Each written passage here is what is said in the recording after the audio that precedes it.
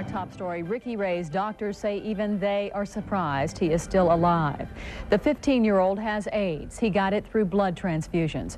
He's been gravely ill at all children's hospitals since last week. But this morning, I got a phone call from his mother, Louise. She told me Ricky decided he wanted to talk with us.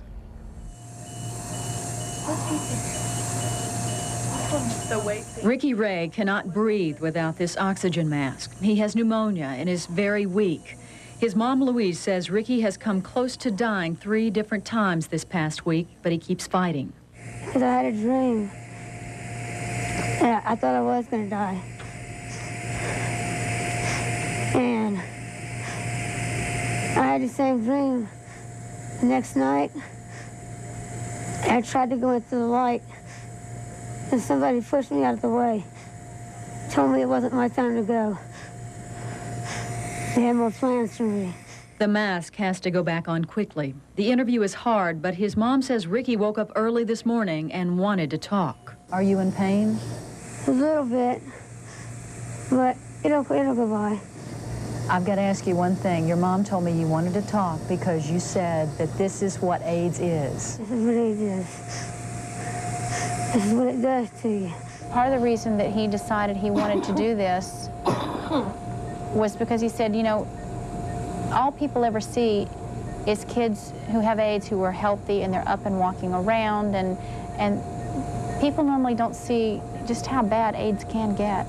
Ricky can't eat solid foods. He can barely drink. He can't even sit up. But he has a lot he wants to say while he can. Here's his message to the newly elected president. I hope he does what he says about AIDS.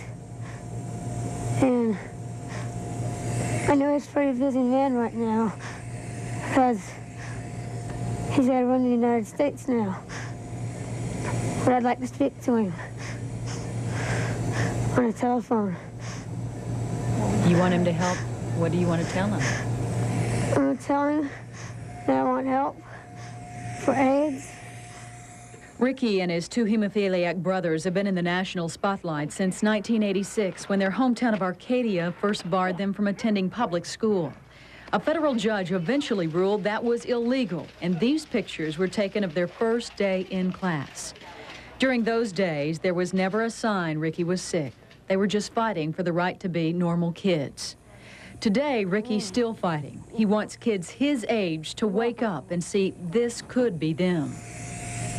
I have a lot of friends that are having sex right now, and they're only 14, 15 years old. And they told me, they said, well, I can have sex, but I can't. After we talked, Ricky closed his eyes and went to sleep. As his mom told us, he'll fight until God says it's time. I talked with Ricky's doctor at All Children's Hospital, Dr. Barbosa. He says Ricky has never been more sick. He also got baptized today, and we're going to talk more about that and some other things he wanted to talk about at 11 o'clock tonight. He's fighting hard, a lot of courage. He really is.